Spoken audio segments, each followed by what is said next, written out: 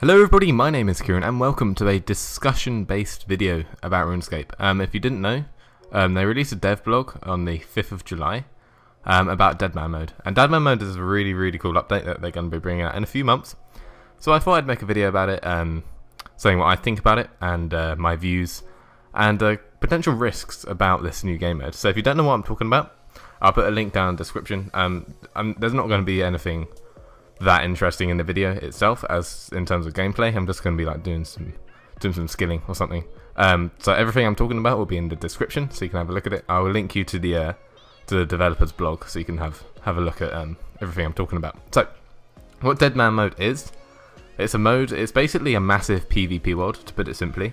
It's a big PvP world where you can attack anyone. So in normal PvP worlds, you can only attack people at a certain level, or of certain range of levels, depending on what your combat level is. In this one, you can attack anyone. So you can be a level 126, and you can attack a level 3. And there are literally no places where someone can't attack you. There's going to be one or two safe places, sort of safe havens, where other players can't attack you. However, in these areas, they say there's going to be high level guards, which will kill you. So obviously you're protected against from other people, but you're not protected from actually dying, because obviously there's high level guards. Now the reason why that's a good thing is that when you die, you drop a key. So if you're just doing a thing in Runescape, doing some skilling, doing a quest or something, someone kills you, you'll drop everything in your inventory like you usually would in Runescape, but you'll also drop a key. And the player who kills you can pick that key up and now have access to one inventory space, or one inventory, sort of a full inventory, so 28 spaces, of your bank. So you can take 28 things out of your bank, which may be of value to them. So obviously, if you're in a safe haven where someone else can't attack you, you will die, but obviously you won't drop that key, which is probably why if you are going to die, you want to make sure it's going to be in one of the safe places, because obviously then you won't drop the key, so people can't take your stuff in your bank.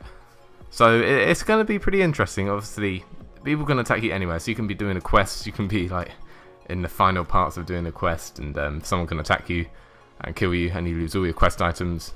That might be really frustrating. Another point I want to make is about the XP. XP is going to be really interesting. You actually receive 5 times the normal XP that you usually do. So obviously, everything you do in Runescape, the XP is multiplied by 5, so you level up a lot quicker. The reason for that is because, well, there's 2 reasons for that. Number one is that people can attack you anywhere.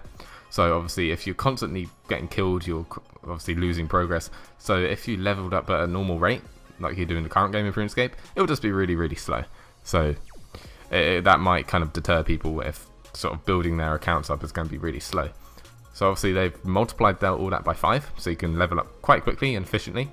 However, when you die, so every time you die, I'm not sure if this includes the high level guards in the safe places, but every time you die, you lose 50% of your XP. So everything you've done is cut in half. So you could have a 99, and you could die, and you're suddenly at level 92, because your XP has been cut in half. So that could be really frustrating, because obviously that's just a lot of progress that's suddenly being undone. So I don't know. I mean, that's one of the risks that I think they are making of this, is that losing XP when you die. I'm thinking they should potentially, I'm not sure how that would work out. I mean, it could work, it could, obviously it's another major incentive to not die. But I think if you do die, it would just mean that people would just be really depressed about their account.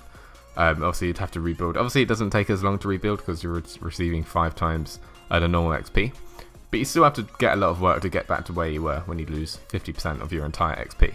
So, I don't know, because obviously that means you can't equip certain armors, you can't use certain items that you use for skills, all these quest items that you've earned, you have to get that up again. It's just going to be, I don't know, it's going to be pretty frustrating. Another thing that they've mentioned, there's a little edit that they made to it regarding the safe zones that I was talking about. And what they said is that in areas where you can efficiently train, for example, the willow trees at Draenor, places like that are very common place where you can efficiently get levels up. I'm talking Motherlode Mine, where you can efficiently do mining, probably Blast Furnace, just general places where you can fish, woodcut, fire make, all those places. They are not going to be safe places. They're going to be places that people can attack you anywhere. So I think that will really change up how people train up their skills. Because obviously in the current game, you'll find the majority of people, I don't know, behind Sears Village Bank, cutting maples or something like that. But if you want to cut maple trees now, obviously you're going to want to go somewhere really remote. Because if you're just behind Sears Village Bank, people are going to find you really easily, and they're going to kill you. And obviously the bank's right behind them, so they can take the key off you and they can steal your bank. So that's not going to be very good. So obviously you're going to have to find a really remote places to do it. Which I think is cool, because obviously there's a lot of places. Obviously when you're like doing quests or like walking around RuneScape, you see like all these random trees, like, oh, there's a yew tree in the middle of nowhere, or there's this fishing spot where you can fly fish in this river for salmon, and it's just like, why would anyone train there? There's literally no point of training there, because it's not near a bank. There's not really many spaces to do it. You can't really do it efficiently. But obviously that will change it completely now, because people will need to train in these locations, obviously to avoid as many people as possible. So you need to. It's going to be cool, people finding the quietest locations possible. I'm not sure how logouts will work. Obviously, if you see a white dot in your minimap, that's going to be, I don't know, it's going to be pretty scary. I mean, it's going to kind of remind me of when revenants are in the wilderness. You can just be walking around anywhere. Obviously, people can't attack you, but as soon as you see a revenant, you're like, nope. So it's going to be that kind of action-packed kind of adventure through the wilderness. But instead, it's going to be around the whole world. That's going to be pretty cool. So yeah, they did mention about the safe zones. They also said they're potentially including safe zones at Port Phasmatis and Menethos. Obviously not many people go there, so it could be potential places. I'm assuming that the high-level guards will be in place there as well. But I don't know. I'm not sure how the guards will work, because they mentioned that the guards will kill you. They kind of put a lot of emphasis on that. So I'm not sure if the guards are going to be like these super OP things that will definitely kill you, like they're level 500 or something. Or they're just really annoying, and maybe it's a multi-combat area and there's like 10 guards that can just power you and maybe freeze you. I don't know how that will work. The only concerns, obviously I mentioned this earlier, the only concerns I have about this update is the deaths. Obviously dying is going to be a pretty big thing of the game, because obviously that's kind of the main objective, is people teaming up.